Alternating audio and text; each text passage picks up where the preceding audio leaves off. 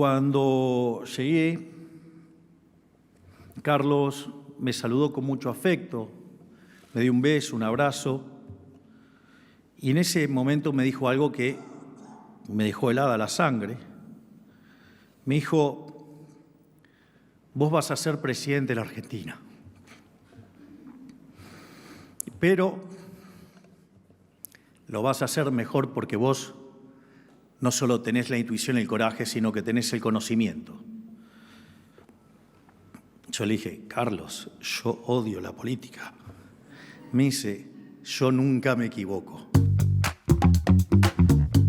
¿Volvieron los 90, parece? Bueno, vamos a recorrer ese periodo. Los gobiernos de Menem. Vamos a ver los claros y los oscuros de esos años, las similitudes y diferencias con la actualidad.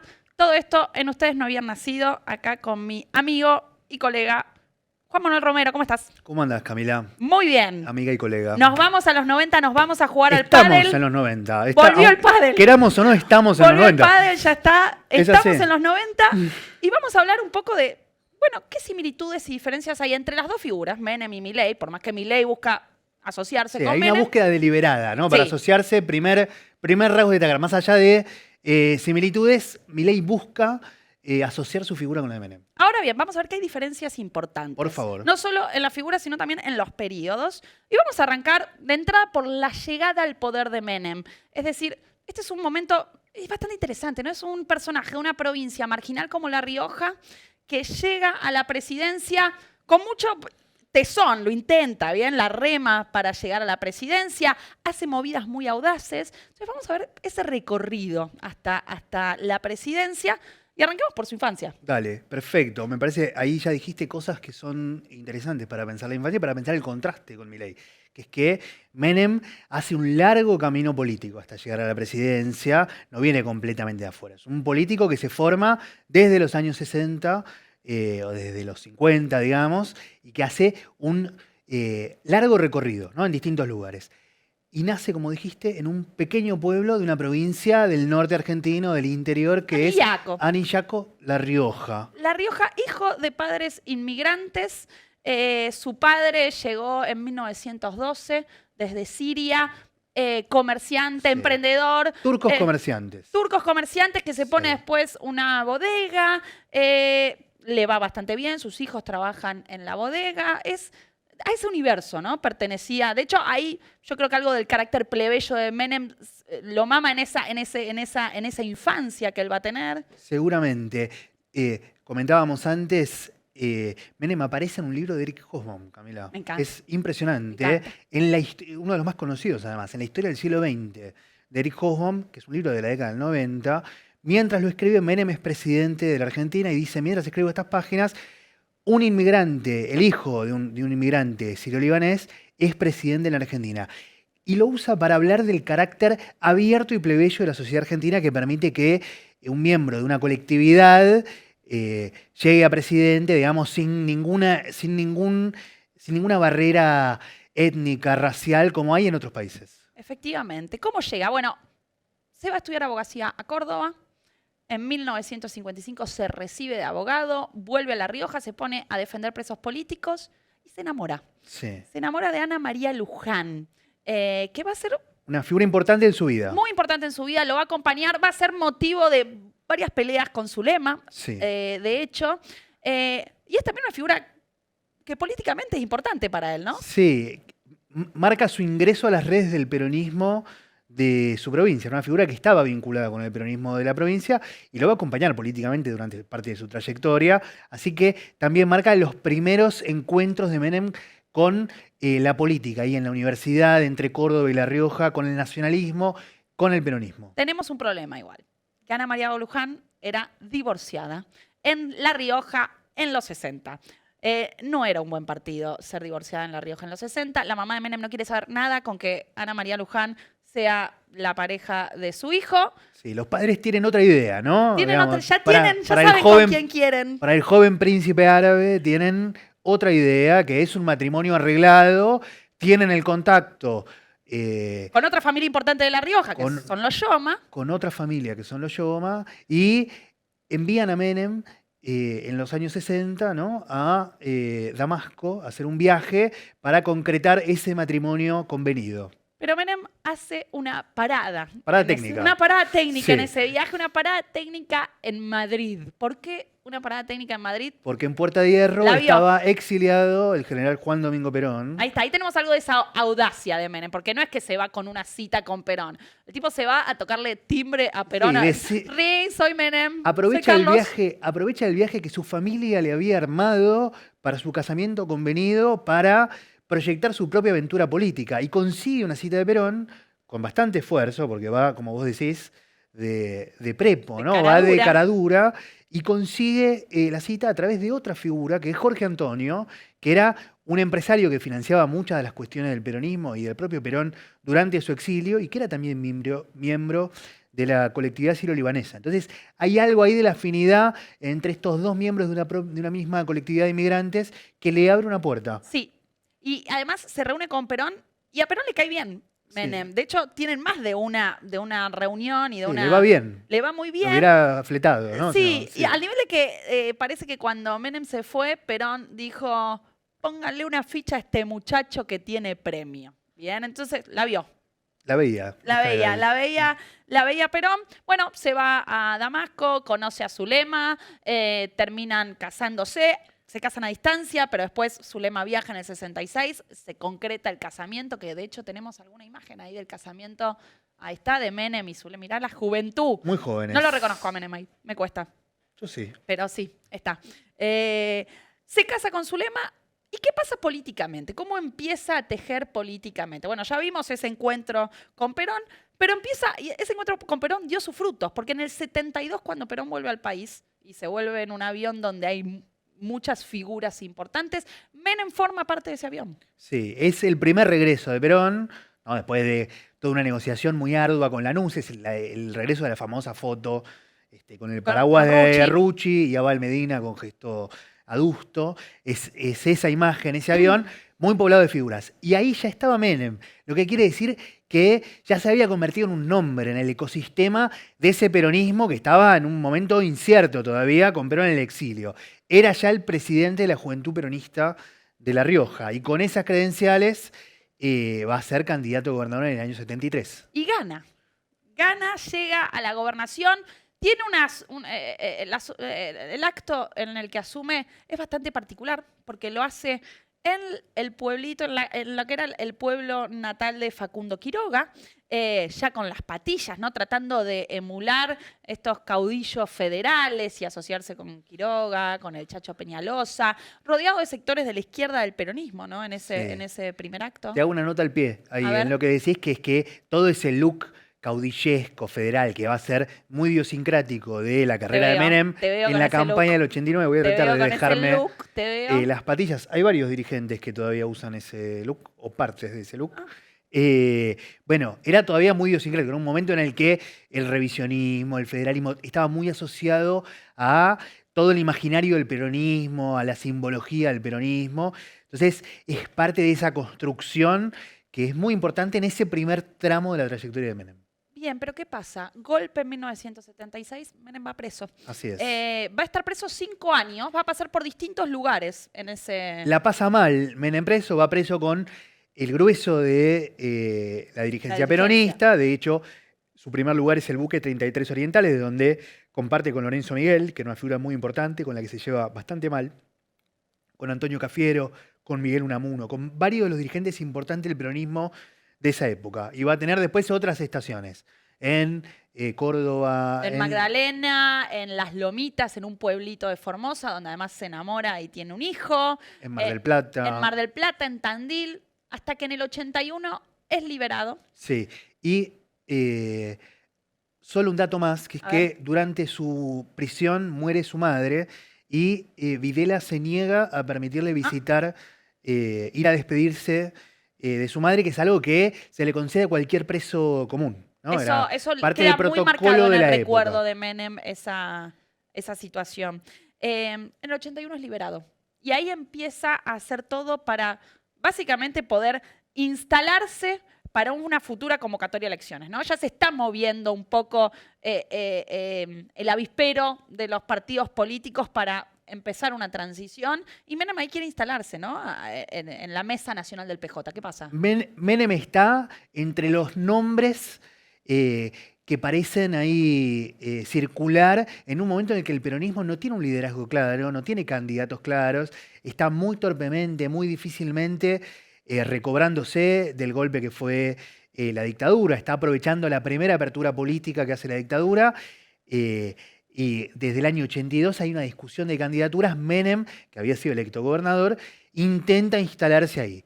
No le da todavía, pero bueno, van a los actos, intentan instalarse. Tenemos una imagen de esa época ahí está. Las bases lo piden, Menem en la fórmula, ¿no? Ahí tenemos la carita de Menem, de hecho. Pasacalle durante algún acto de la campaña del 83, Menem tratando de, a los codazos, Meterse. Instalar su candidatura. Pero no pasa. No pasa, pero, bueno, el peronismo pierde y Menem gana la gobernación. Menem es electo gobernador. No llega a la presidencia, pero es electo gobernador, ¿no? Es un punto importante. Y en esa gobernación él empieza a hacer de todo para eventualmente llegar a la presidencia. Es decir, lo tiene muy claro ese objetivo. Apenas es derrotado el peronismo en el 83, Menem está entre los primeros dirigentes que sale a pedir cancha, ¿no? Es un dirigente político. La elección la había armado un dirigente sindical, Lorenzo Miguel. La derrota es muy dura y está entre los dirigentes que salen y piden cancha, ¿no? Ahí va a haber todo un proceso de armado de la renovación peronista y Menem sale muy rápido a decir: este es el tiempo de los políticos, se acabó el tiempo de los sindicalistas. Unos días apenas derrotado al peronismo, sale y dice: nos toca a nosotros. Es mi hora. Perdón, tengo sobre eso, hay un libro muy importante que sacaste vos. Se pone colorado. 1983, la derrota del peronismo, sobre todos estos temas. Bien, pero es gobernador de La Rioja.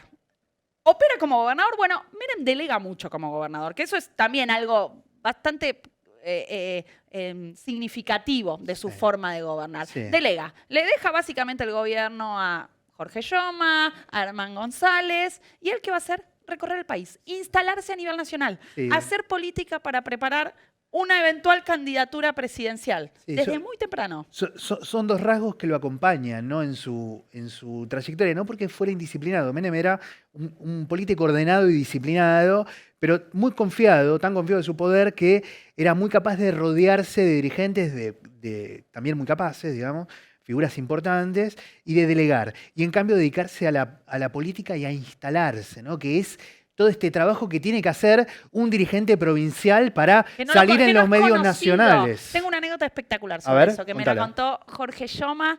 En la época en la que Menem era gobernador, estaban, dice el negro, Jorge Yoma, Herman González y Menem en Buenos Aires. Menem les dice: vamos esta noche al Luna Park. Lo pasan a buscar Jorge Yoma y Herman González en un auto. Ven que se acerca Menem y el tipo se acerca con un saco de pana lila largo.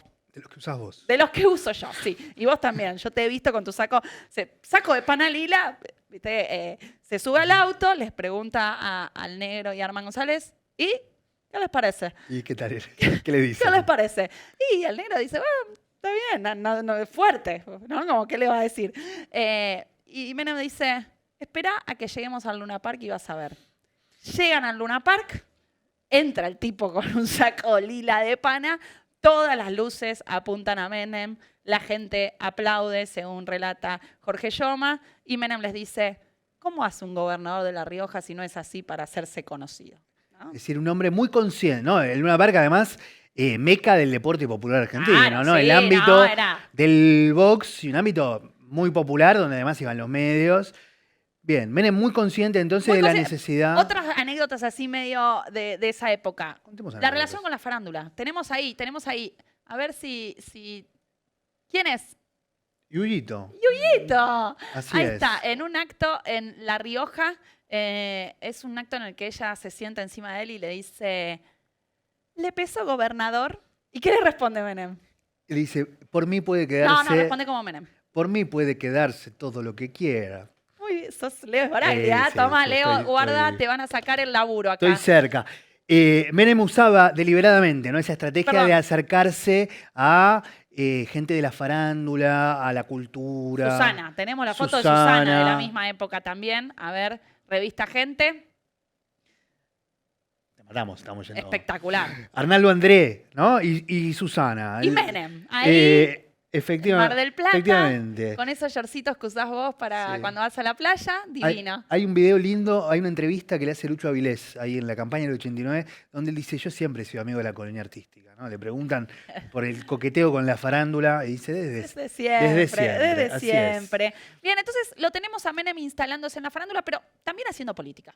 ¿No? Y acá Lo usaba para hacer política. lo usaba para hacer política, por supuesto, sí, no, sí, sí. no eran rasgos de frivolidad, que No, es algo totalmente. que puede... Que fue la interpretación de la época, sino parte de su astucia política, ¿no? De su olfato y su astucia política y del modo de proyectar popularidad y carisma, ¿no?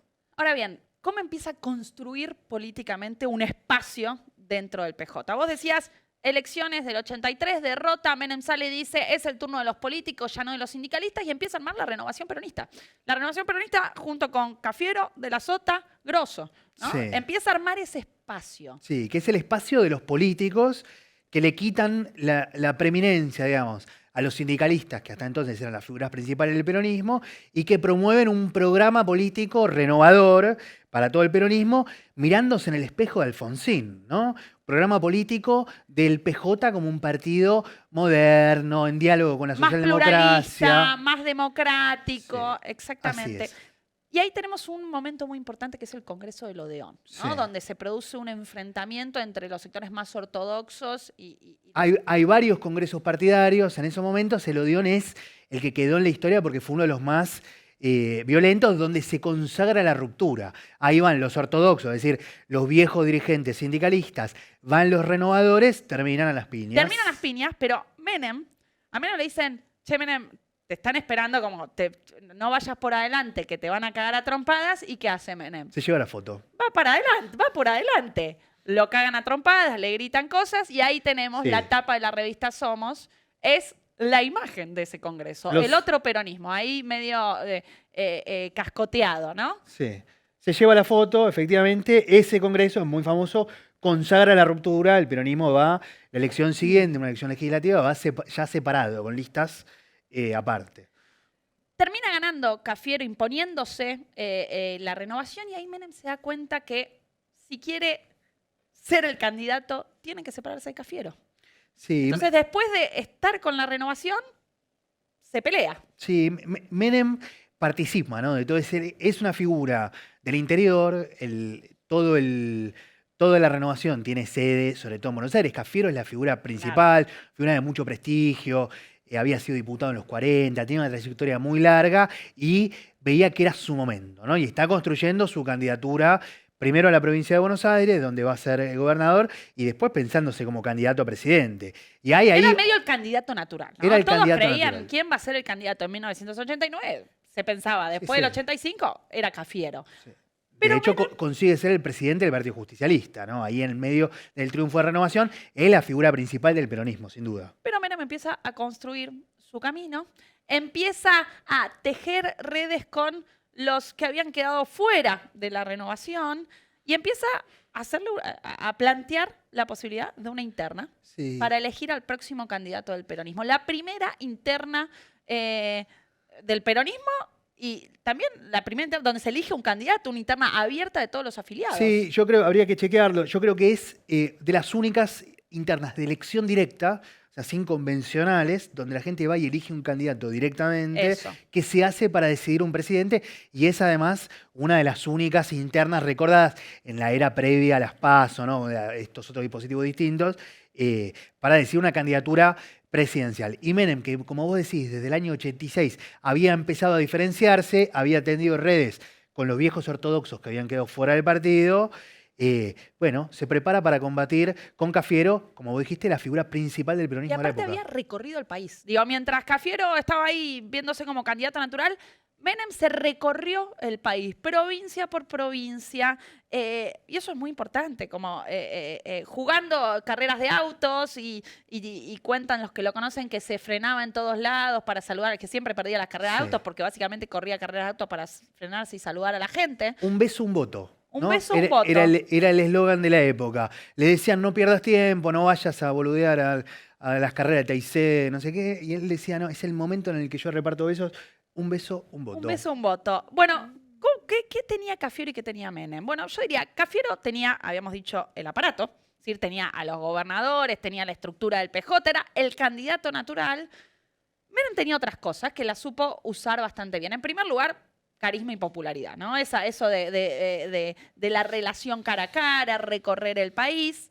También fue vivo en pedir que fueran con boleta corta a esas elecciones internas. ¿Qué significaba esto? Bueno, que no hubiera otros candidatos que pudieran arrastrarle votos a Cafiero, ¿no? Que solamente en la boleta estuvieran presidente y vice de cada uno. Compensaba el peso del aparato político que estaba detrás de Cafiero, que como decíamos, controlaba el partido. Y el otro acierto, Duhalde como vice, ¿no? Duhalde que le daba la llave de la provincia de Buenos Aires. Recordemos, Cafiero era el candidato por la provincia de Buenos Aires. Y era el gobernador de la provincia de Buenos Aires. Sí, sí. Menem necesitaba una llave al conurbano. Sí. ¿Quién se la da? Se la da Duhalde. Sí, Duhalde, que era una figura todavía poco conocida, un intendente en Loma de Zamora. De Lomas. Y todavía poco conocida, que estaba más cerca de las otras redes, pero que no encuentra lugar ahí en la candidatura de Cafiero, que va con otra Ahí figura, tenemos va acompañado de otra figura muy importante de la renovación, que es el cordobés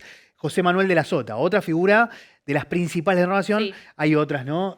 Como Grosso, que mencionaste vos Y también. en esa campaña interna también hay algo bastante particular, que son las caravanas que se Sí. instalan, ¿no? En el Menemóvil. Menemóvil, Cafiero tiene el suyo, pero Menem lanza Pero el Menem tiene Menemóvil. uno que se convierte en una especie de Es un mito, ícono. ¿no? Debuta el nuevo Menemóvil. Tenemos ahí videos de, ahí está, lo que eran las caravanas con muchísima gente, ¿no? Se empieza a ver que lograba arrastrar y generar algo bastante fuerte y se empieza a hacer, bueno, ya está instalado, ya es conocido. Sí. Y básicamente se impone en esa interna. Se impone con 47%, no, perdón, con Gana con el 54%. 54 contra casi el 47% de los votos de Cafiero. Es decir, Exacto. gana por mucha diferencia, sorprende a casi todo el mundo, ¿no? No, todas las fichas estaban puestas en Cafiero, era el candidato natural, como vos dijiste, y sin embargo Menem da el batacazo en esa interna. Hay anécdotas de los militantes de la época, dirigentes políticos intermedios, que cuentan que militaban para Cafiero y no lograban hacer que sus propios votantes acompañaran y votaran a Cafiero, querían votar a Menem. Ya está, candidato, gana las internas del peronismo, eso le da un espaldarazo tremendo. Digamos, ahí tenemos esa imagen, la cara de Cafiero, ¿no? Ya Sí. se la veía venir, y ahí Ubaldini. Está ¿no? también Al la lado. imagen de Saúl Ubaldini, que es otra de las caras importantes del peronismo durante los 80, que el propio Menem va a ir relegando después en su gobierno. Bueno, llegan las elecciones del 89, el candidato del PJ es Menem, el candidato del radicalismo es Angelos, que la tenía difícil, porque el gobierno de Alfonsín en 1989 estaba en un naufragio. Absolutamente naufragado desde el año 87, que había entrado en un clima de crisis entre los levantamientos cara pintada Fracaso del y Plan el Austral. fracaso del Plan Austral. Y Hizo un mientras gobierno... tanto lo tenías a Menem diciendo salariazo, revolución productiva, que genera mucha inquietud Sí. en el mercado, Sí. en los mercados, porque en un contexto de altísima inflación, que un presidente venga y diga yo les voy a aumentar los salarios a todos, por más que después no sucedió eso, Sí. bueno, generaba Sí. muchísimo ruido y en parte es lo que termina de explicar la llegada de la hiper, ¿no? Menem hace campaña con esas banderas, ¿no? Revolución productiva, salariazo, recuperar las Islas Malvinas, banderas muy clásicas Sí. del peronismo. De hecho, se distingue ya de Cafiero con este discurso que era casi antisistema en el momento, mientras Angelos hace campaña con lo que se llama el lápiz El rojo, lápiz rojo. prometiendo más ajuste. Ajuste. Sí. Se Ahí, impone Menem, sí. una diferencia importante con Milei, podríamos decir. Sí, porque ¿No? Milei llegó En las diciendo el lápiz ajuste, rojo. Lápiz rojo. Milei hizo campaña, Con lápiz ganó rojo. como Menem, pero hizo campaña como Angelos. Muy buena, buena. titular, punch. Bueno, Menem gana con el 47%, Angelos pierde con el 37%. Vos ya tiraste acá una diferencia. Pensemos antes de pasar al gobierno, algunas similitudes con Milei. Milei también tuvo algo de esta popularidad, ¿no?, que tiene Menem. De hecho, Milei tuvo sus propias caravanas. Tenemos ahí un intento también de imitar ese Menemóvil. Ahí está. ¿No? Entonces tenemos algo Un poco menos nutridas se ve. que la un de poco Menem, menos pero nutridas y creo que Con motosierra. con motosierra, creo que ahí hay algo que moviliza a Milei, que movilizó a Milei y no tanto a Menem, que es la cuestión del enojo, ¿no? Sí. Movilizar la motosierra, el enojo. Menem tenía un discurso mucho más pacificador. Sí, pero en el año 89 también es un año de... El contexto tiene algunas similitudes. El año Claro, 89 por la hiper. es un año de hiperinflación. La inflación había llegado al 3000%. Es decir, es efectivamente Sí. el momento en el que la Argentina llega a algo que podemos calificar técnicamente como Como hiperinflación. hiperinflación. Hay pocos ejemplos en el mundo. La Entonces, Argentina del 89 fue uno. Dos populares, yo diría, si Menem hubiese tenido redes, hubiese sido más... Redes sociales, Redes decís. sociales. Otro que hubiese sido un gran tuitero, seguramente, Sí. ¿no? Gran Mi- tiktokero. Tenemos, ahí está, por mira, decirlo de mira. Estamos mal, pero vamos bien. Tenemos los tweets. Síganme, no los voy a... ¿Cómo, Sí. cómo es? Yo lo veo a Menem haciendo... Decilo. Síganme, no los Ahí voy a está, defraudar. bien. Lo veo a Menem haciendo challenge de TikTok. Challenge, sí, total, los reharía. Ahora bien, gran diferencia que ya la venimos marcando. Menem asume con el apoyo del PJ, es decir, asume habiendo ganado una elección interna. No Es solo el la jefe elección de un general, partido. es el Gana jefe como de un jefe partido, de un de partido un partido que tenía una mayoritario. estructura. Exacto, ¿no? Digo, acá Milei asumió sin un partido político y además Menem asume con mucha experiencia.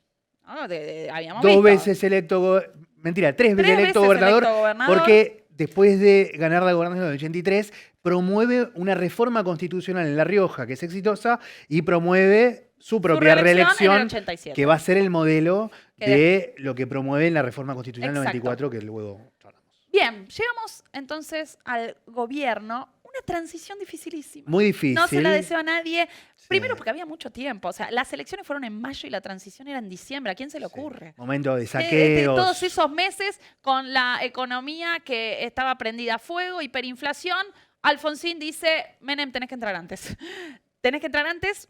Esto Menem termina asumiendo en julio, porque en diciembre, si no, era un tiempo eterno.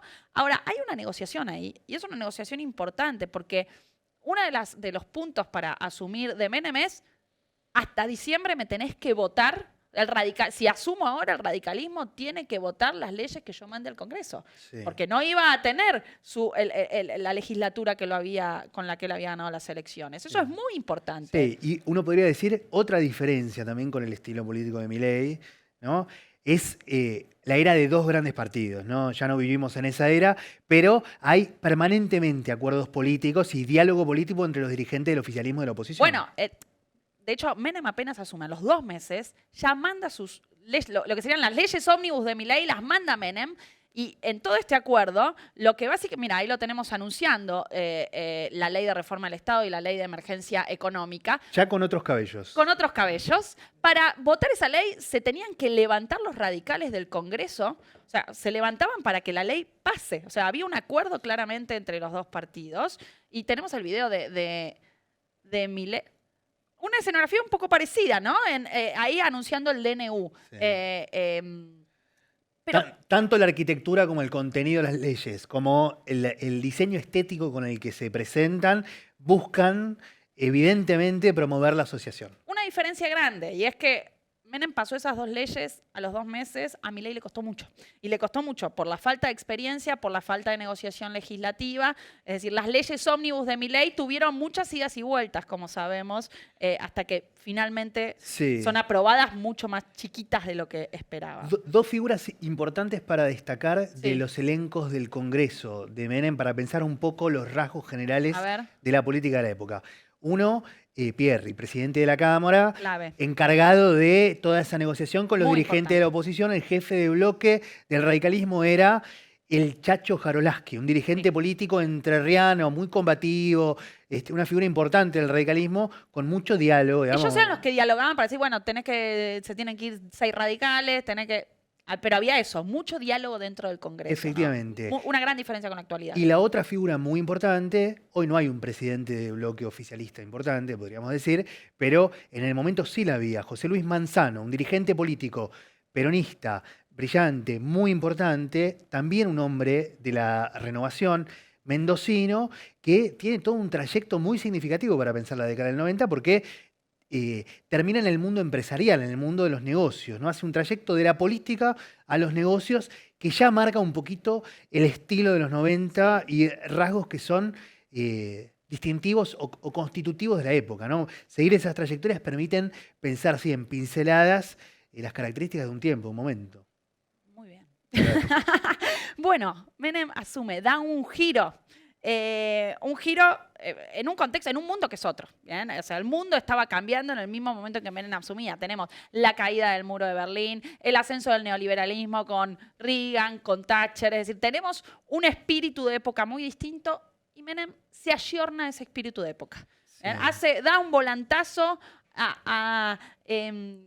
para ir con ese espíritu, para acompañar el Sí. espíritu de época. Ahí hay similitudes y diferencias a la vez, ¿no? Porque uno podría decir, bueno, Milei también sintoniza con algo el espíritu de su época, con la emergencia de las nuevas derechas, con un tipo de liderazgo que es muy propio de la época, pero el momento para la propuesta neoliberal de Milei no parece ser, ¿no? El espíritu de época hoy es más proteccionista que neoliberal. Bueno. O sea, son más conservadores proteccionistas. O sea, dentro de ese universo, Milei es el único libertario, ¿no? Sí, El resto tiene un perfil más proteccionista. Hay una crisis de la globalización, evidentemente, o por lo menos una discusión incluso hacia adentro de ese espacio político que parece internacional de las derechas que Milei pretende o parece habitar. En el caso de Menem, Menem da un giro con un partido que venía, digamos, no, había sido el gran partido constructor del Estado de Bienestar, el peronismo había construido unos estados de bienestar más robustos, más importantes de América Latina, y Menem da un giro violento hacia adentro de esa tradición y en sintonía con lo que está pasando en todo el mundo.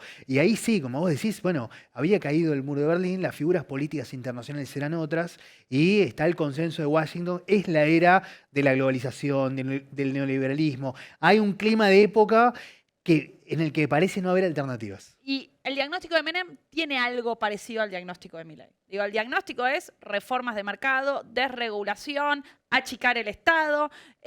Por supuesto, como decís, a Menem lo acompaña la época. ¿Y cuáles son las medidas? Acá las tenemos. Apertura económica, privatizaciones, desregulaciones, equilibrio fiscal. Es decir, medidas que vos, como decías, muy en contra de la tradición peronista. Dos leyes muy importantes para pasar esas medidas, la ley de emergencia económica y la ley de reforma del Estado, que le permiten a Menem privatizar empresas públicas, numerosas empresas públicas, más de 60 privatizaciones vamos a tener en ese contexto. Sí, privatizaciones que se dan de un modo escandaloso, ¿no? Ahí aparecen los primeros casos de corrupción, vaciamiento de empresas, aerolíneas. Se privatiza el correo, que era algo que en el momento era impensado porque el correo estaba visto como un lugar estratégico. Privatizaciones que además se usan para dar concesiones, es decir, aquellos que se podían oponer a las desregulaciones se les podía dar algún paquete de acciones dentro de las empresas que se privatizaban, también a los sindicatos que podían oponerse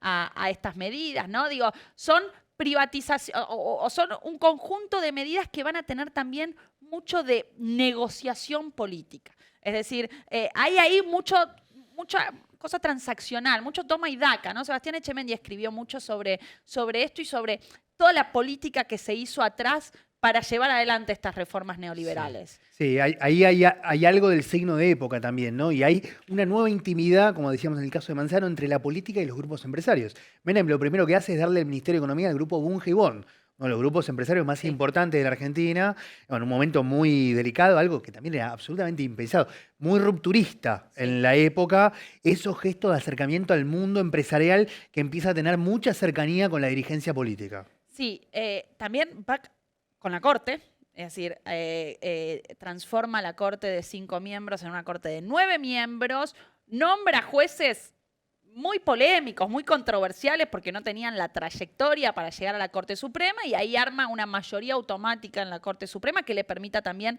llevar adelante todo este proyecto, todo este paquete de reformas. Todo esto estamos hablando de los primeros del primer año y medio, Sí, del inicio. Digamos, para pensar en general, ¿no? Menem tiene, para armar el arco general, Menem tiene 2 presidencias, lo sabemos. La primera comienza con un desafío que es estabilizar el país, ¿no? Un país que venía de la hiperinflación y de una crisis económica muy importante. Otra similitud, si quieren. Y de levantamientos pensarlo militares, así. ahora vamos a ir a eso. Y los levantamientos militares. Tarda por lo menos 2 años, ¿no? En encontrarle el agujero al mate. Mira, que te pusiste criollo. Otro punto, los levantamientos militares. Es decir, nosotros habíamos tenido 3 levantamientos militares del gobierno de Alfonsín y Menem llega con un discurso distinto, reconciliación. Conciliador. Conciliador, él diciendo, yo estuve preso y perdono a los militares. Los indulta, va a haber 2 olas de indultos, una primera ola antes del levantamiento Cara Pintada y después vamos a tener un levantamiento el 3 de diciembre de 1990. Un levantamiento donde Menem dice, ya está, no, rendición total. Es decir, cuando le vienen a avisar, se levantaron, dice, vamos a responder. O deponen las armas bombardeamos. o bombardeamos. Sí, de hecho hay muertos. Bombardeamos, es un levantamiento sí. donde tenemos 13 muertos, algunos civiles que fueron tremendo, pisados por un tanque. Después de eso vamos a tener una segunda ola de indultos. Pero para mí es importante cómo termina con ese levantamiento. Martín Rodríguez dice, indultó pero disparó. ¿Bien? Indultó pero disparó contra las Fuerzas Armadas. Después de eso, Menem va a desfinanciar a las Fuerzas Armadas. Una restricción presupuestaria y les va a sacar el servicio militar obligatorio. Sí, sí. Subrayemos, es difícil reconstruir en este momento, nosotros somos hijos de la democracia generacionalmente, es difícil entender el protagonismo que tenían los militares en la vida política argentina. Sí. Hoy no sabemos quiénes son los comandantes militares de la Argentina. Hubiera sido impensado en los 80, en los 90, en los 70, una cosa así, y todo el proceso después de esos levantamientos que tiene que ver con los indultos que terminan son muy criticables por muchas razones y producen mucha discusión en la época, pero terminan de quitarle a las fuerzas militares también la razón que tenían para estar ahí aglutinadas y para protagonizar esos levantamientos. Hay varias razones, ¿no? Detrás de... ¿Te emocionaste? Es un tema que me emociona mucho. Detrás de los levantamientos hay una figura importante que es Zeynel-Abidin, ¿no?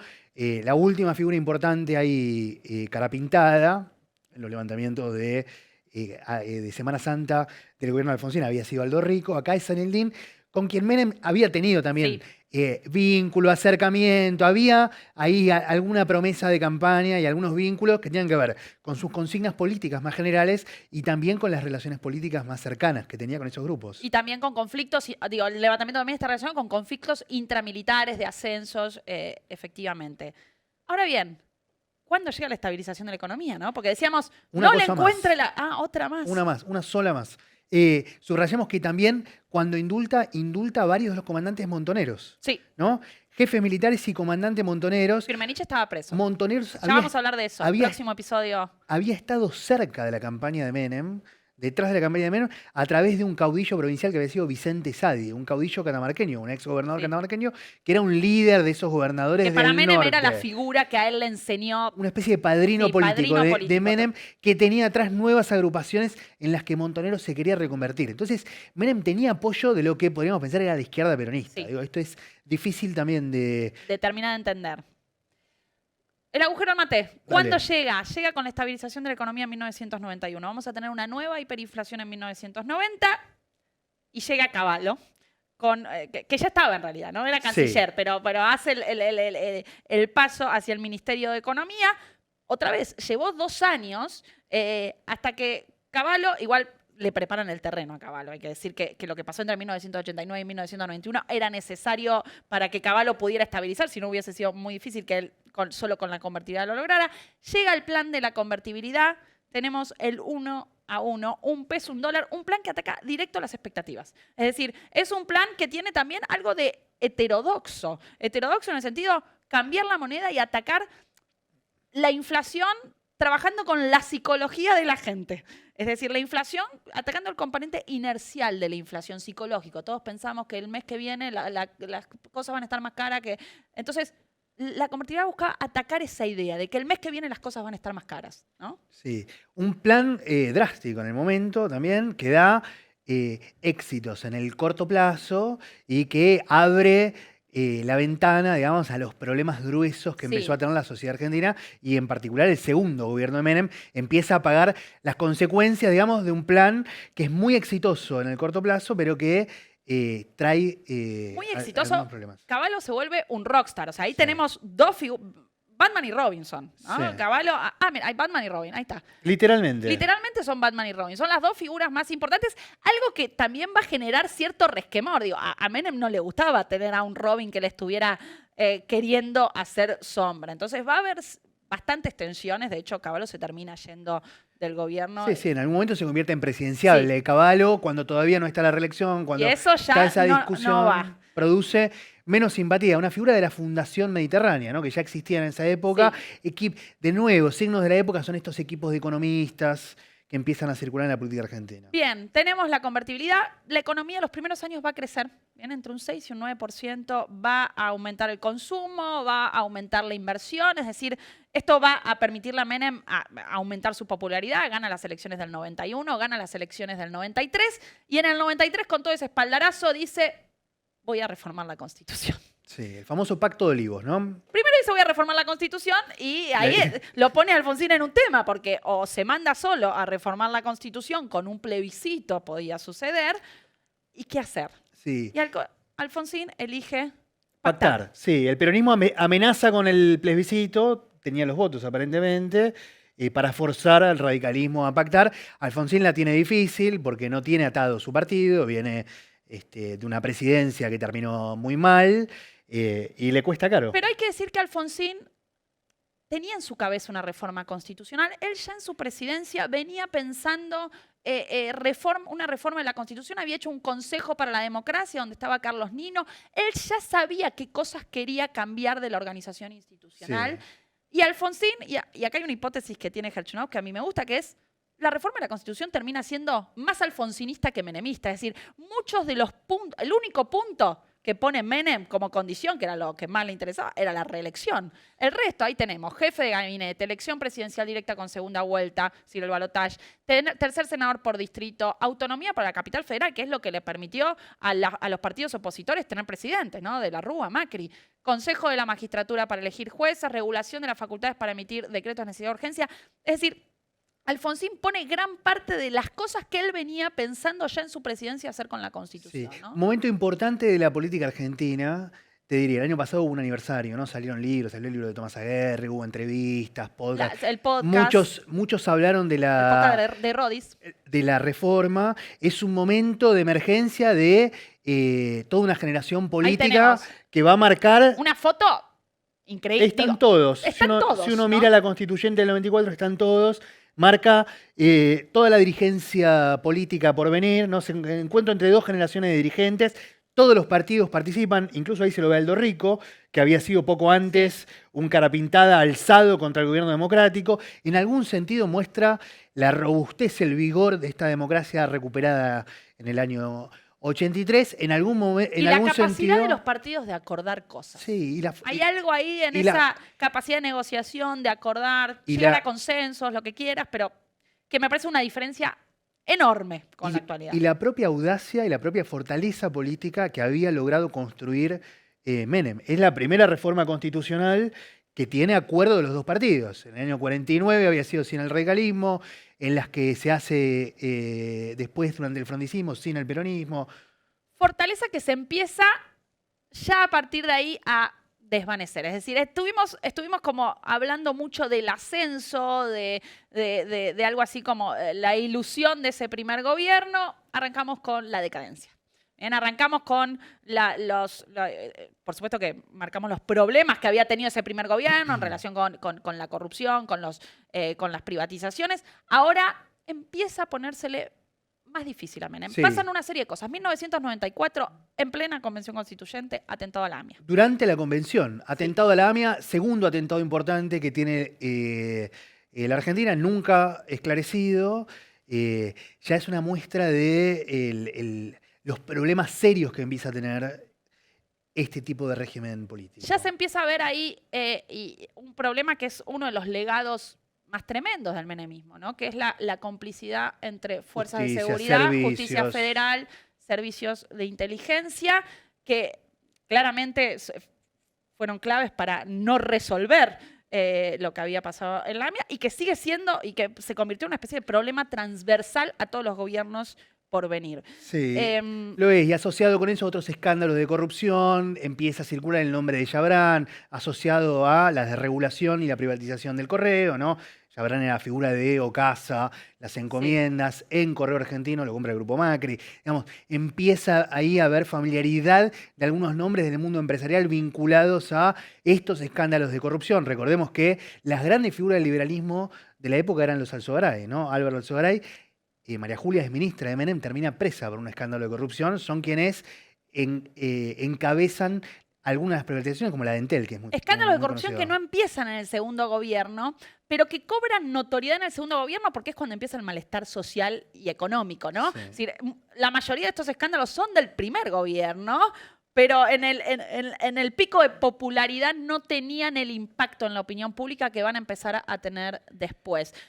Porque, ¿qué pasa? Bueno, empezamos a tener problemas económicos. 1994, crisis del tequila. Es decir, problemas económicos a nivel internacional. Suben las tasas de interés y problemas económicos que van a empezar a afectar a la Argentina. Sí, la Argentina se había desregulado, se había abierto al mundo, había liberalizado su economía y sus mercados financieros. Eso la hace vulnerable a movimientos, crisis internacionales como esta crisis del tequila. Sin embargo, esta crisis empieza en el 94. En el 95 Menem gana las elecciones. Es decir, vamos a tener ahí tenemos la boleta, Menem-Rukauf. Reelección. La reelección, efectivamente, es decir, llega a ganar las elecciones, pero esta segunda presidencia tiene más problemas, ¿no? Bueno, hay un pequeño rebote de la economía apenas inicia la segunda presidencia, pero ya empezamos a ver a partir de ahí los problemas que trajo aparejado la convertibilidad. El más importante, la desocupación. Sí. Llega a una cifra récord la desocupación Sí. para los números de la época. Llega a más del 18%, En ¿no? 1995, ¿no? En 1995 ya 1995. toca esa cifra récord que se convierte en algo así como, en el 99 como un 30% contando los subempleados, ¿no? Sí, es el símbolo de la época, ¿no? Pensándolo en perspectiva, pensando todo ese éxito que tiene en un primer momento o en un segundo momento el plan de estabilización, el plan de la convertibilidad. Ese mismo plan empieza a mostrar estos efectos negativos que se convierten en las marcas también de un momento. La cuestión de los desocupados, el deterioro del tejido social. La pobreza, ¿no? La- La pobreza que pasa 25% en 1995 a 29% en 1999. Y que son escenas nuevas para Argentina, ¿no? Para una Argentina acostumbrada hasta la década del 70, hasta la década del 80 por lo menos, a pensarse de otro modo. Escenas que aparte traen nuevos actores sociales, ¿no? Acá hay un nuevo actor social muy importante que es los piqueteros. Sí. La aparición de los piqueteros, que es algo... tenemos ahí imágenes de Cultralcó, por ejemplo, en 1996, las primeras protestas piqueteras, que es algo que ahí los tenemos. Esto es Cutralcó, consecuencia de la desocupación, ¿no? Estamos hablando de una ciudad neuquina, una zona petrolera, donde las privatizaciones había causado despidos. Si no recuerdo mal, de hecho, toda esta pueblada, los cortes de ruta, son consecuencia de una decisión del gobierno provincial de Zapag de no permitir la instalación de una planta fertilizadoras. Son imágenes que eran muy novedosas en la época. Era emergente de un actor social nuevo, como dijiste, y de un método de protesta social nuevo. Muy novedosas porque, a ver, la sociología, ¿qué suele decir? La sociología suele decir los desocupados no se pueden organizar. Es decir, los que estudian la acción colectiva dicen los que se organizan son los trabajadores porque se encuentran en sus espacios de trabajo, porque pueden hacer huelga. Los desocupados es más difícil que se organizan. Sin embargo, acá no pasó eso. Acá los desocupados se unieron, formaron sus organizaciones y encontraron un método de protesta nuevo, que es el corte de ruta. Sí, y es un sector que se incorpora, vos decías recién, en la sociología clásica los desocupados no se organizan, los que se organizan son los trabajadores organizados. ¿Qué hacía Menem con la CGT? Bueno, tiene en un primer momento una CGT colaborativa, ¿no? Adicta, encabezada por una figura que es Jorge Triaca. Sí. Una figura que había sido también importante desde fines de la dictadura y en el tramo del gobierno de Alfonsín. Entonces, Menem va aislando a los dirigentes más combativos y promoviendo el diálogo con dirigentes como Luis Barrio Nuevo, Triaca, estas figuras. pero aparecen sectores nuevos dentro del sindicalismo que también son un emergente de esa época. Aparece una central sindical nueva, que es la CTA, ¿no? Con un gremio como ATE, un gremio estatal numeroso, que son también protagonistas de la época, y aparece el MTA, Movimiento de los Trabajadores Argentinos, encabezado por una figura nueva en el sindicalismo. Tiene dos figuras importantes en ese momento, que son Juan Manuel Palacio y la otra es Hugo Moyano, que es otro protagonista del mundo sindical de la época y también expresivo, Hugo Moyano, ¿no? Podría ser Hugo sindical. Su apodo. Hugo Moyano, sindicalista de camioneros. El rubro de los camioneros crece muchísimo en los años 90 como consecuencia de todo la destrucción de la organización ferroviaria argentina, ¿no? Está atado la emergencia de una figura como Moyano también con esas consecuencias de las políticas económicas de Menem. También figuras como Norma Pla. No sé si tenemos ahí Norma Pla como representante de los jubilados. 170 pesos. Ah, o sea que Ahí está está. bastante por encima de la media. Pero- no es poco, ya le claro que es muy poco. Yo digo lo que... Somos todos sensibles. Yo quiero que entienda que el gobierno también es sensible. El problema es que hay que multiplicar. Sensible el gobierno con darnos 5 pesos de aumento, pero vamos, Sofobi, es sensible ese gobierno tupé, al darnos 5 Sofovich. pesos de aumento, pero que no nos alcanza para un sobre de aspirinas. Imagen, bien, muy Actual. bueno, muy actual. Entonces, la situación ya es otra, ¿no? Digo, los efectos de ese plan económico están a la luz. 1999 llega el fin del gobierno y Menem no se quería, bueno, perdón, más problemas económicos, Brasil devalúa, es decir, la situación empieza a empeorarse y el plan de la convertibilidad se convierte en una especie de chaleco de fuerza. El plan de la convertibilidad no permitía en esos contextos de crisis internacional hacer política económica para tratar de paliar la crisis, ¿bien? Entonces, bueno, llegan las elecciones de 1999, Menem no se quiere ir, no se quiere ir. Hay coqueteo con la RR. Hay coqueteo con la RR, no la puede llevar adelante. Pobre Duhalde, que estaba esperando su turno. Él pensaba que su turno iba a venir en 1995. Le meten la reforma constitucional. Duhalde dice, bueno, ahora me toca. Pero Menem no lo puede soltar y le hace este spot. A ver si lo tenemos ahí. Esto es un clásico argentino, Clásico. ¿no? Clásico. Lo bailan detrás de cámara. La canción, sí. Lila y Blas están ahí, les encanta. Es que es... Un peso fuerte, Menem lo hizo. el respeto internacional. Mira eso. Con él es verdad, la Increíble. independencia, con él lo logramos. Bailan nuestros productores, Lila y Blas. Recordemos que esto en un momento ya de decadencia del modelo, para decirlo Claro, elegantemente, tenemos a ¿no? Menem ahí bailando, tenemos también el muñequito de Menem. Nuestra producción, Better Call o sea, Saul. Lila y Blas, no, acá con nuestro muñequito de Menem. Digo, bueno, eso, perdón, mientras Duhalde está haciendo campaña. Sí. Le saca ese spot a Duhalde mientras Duhalde está haciendo campaña, Llamando al fin de la convertibilidad. llamando al fin de la convertibilidad. Sí, para entonces el peronismo ya tenía desprendimientos internos, ¿no? Se había armado el Frente Grande, primero el Grupo de los Ocho, luego el Frente Grande con figuras como Chacho Álvarez y Bordón, arman el Frepaso, y hay desde las elecciones legislativas anteriores una alianza con el radicalismo que adelanta lo que va a ser bueno, la derrota de la candidatura de Duhalde. Llegamos al fin, pero algunas cosas para cerrar. Podríamos decir que Menem fue el Perón de Milei con lo del video que vimos al principio, ¿viste? Donde dice, que se quiebra, que dice, Menem me dijo que yo iba a ser presidente. Así como Perón dijo, ponele una ficha. Yo no sé si lo dijo o no, ni Perón ni Menem. Podemos decir Ok, que a Milei le gustaría que- que Menem fuera su Perón, es Que, posible. Habría que preguntárselo al presidente, pero todo parece indicar que la asociación que Menem tenía con el general Perón, por lo menos en el primer tramo de su trayectoria política, porque después la verdad poca? tomó otros rumbos. No sé si es poca, porque fue un presidente peronista y tuvo el peronismo detrás, pero bueno, hay un volantazo en los rumbos de ese movimiento político. Sí.